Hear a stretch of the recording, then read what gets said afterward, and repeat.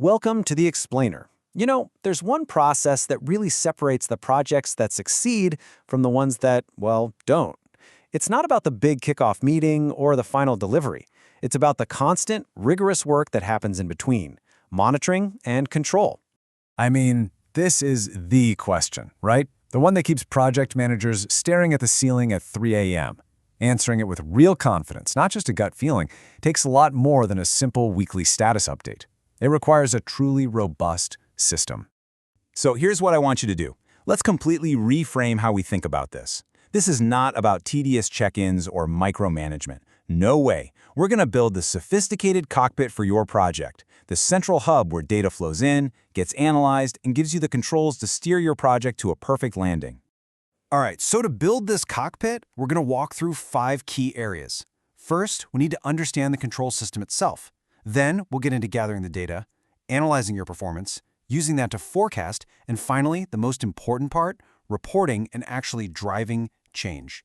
Okay, first things first, let's really define what this system is. At its heart, this thing is the engine of our cockpit, and it's running constantly, from the beginning of the project to the very end. The PMBOK guide calls it the process of tracking, reviewing, and reporting progress. This gives everyone, all your stakeholders, a clear view of not just where the project is today, but maybe more importantly, where it's headed. And this is where it gets really powerful.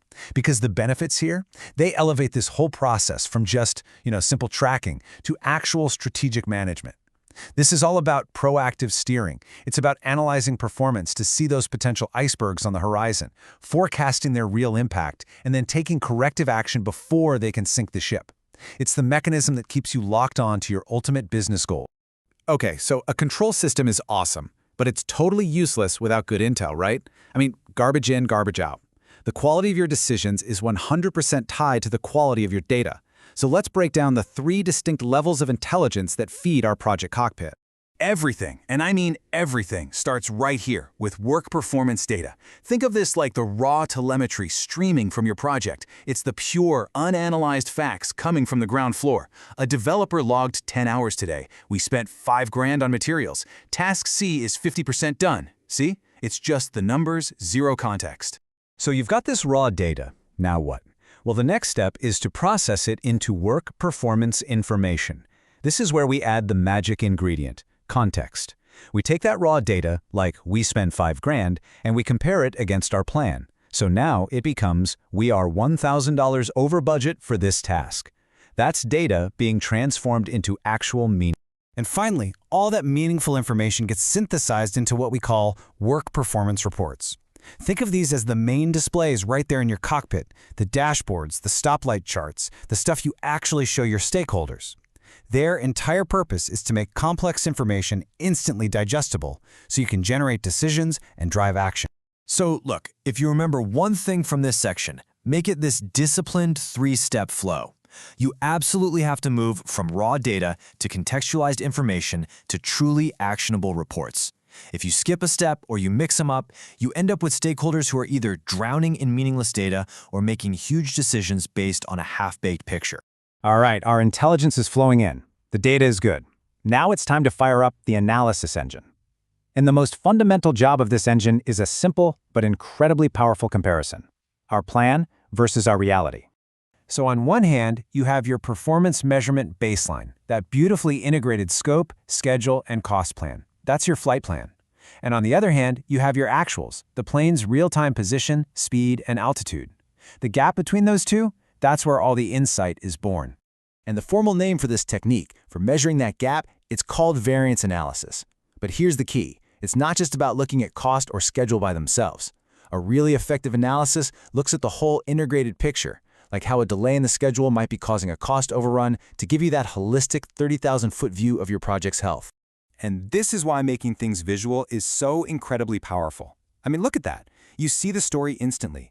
We planned to spend $250,000, but we've actually burned through $310,000. That $60,000 negative variance isn't just a number in a spreadsheet. It's a giant flashing red light on our dashboard that is screaming for our attention. Okay, so identifying a variance, that tells you where you are right now. But the real skill of a great project manager, what really separates the best from the rest, is using that information to predict where you're going. This is the part where we move from being a project historian to being a project navigator. And to do that, we need to open up a more sophisticated toolkit. Trend analysis tells us if our performance is getting better or worse over time. Root cause analysis helps us dig past the symptoms to find the real problem. And alternatives analysis helps us weigh our options for getting back on course. But the absolute powerhouse of this toolkit is earned value analysis. Earned value management, or EVM, is really the gold standard, and here's why. It integrates your scope, schedule, and cost all into one beautiful framework. It works by answering 3 critical questions. First, planned value. Where should we be? Second, actual cost. That one's easy. How much have we actually spent? And the magic is in the third one, earned value. Of all the work we've finished, what's it actually worth according to our budget? Comparing those 3 gives you an unbelievably accurate picture of your project's health. But listen, all this amazing analysis, it's completely worthless if it just sits on a server somewhere in a report nobody reads. The final, and I'd argue the most critical step, is closing the loop. This is where we use our insights to communicate with stakeholders and, most importantly, to actively get in there and steer the project. And this is where it all comes together. This is where the rubber meets the road.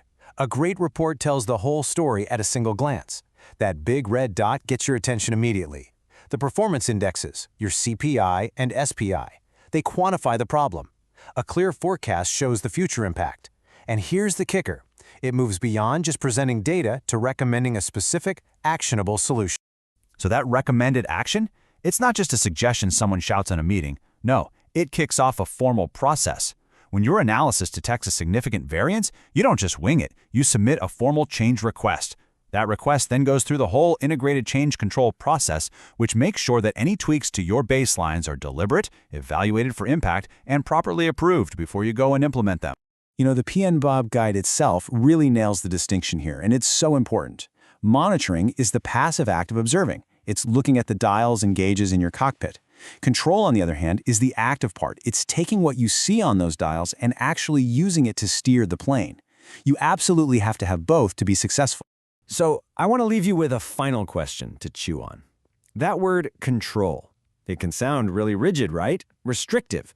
But a truly effective monitor and control system doesn't chain you to a flawed plan. Just the opposite. It provides the very intelligence you need to respond to reality, to adapt your plan, and to nimbly navigate the turbulence that, let's face it, every single project runs into. It's not about rigidity. It's about enabling a smart, agile, and informed response.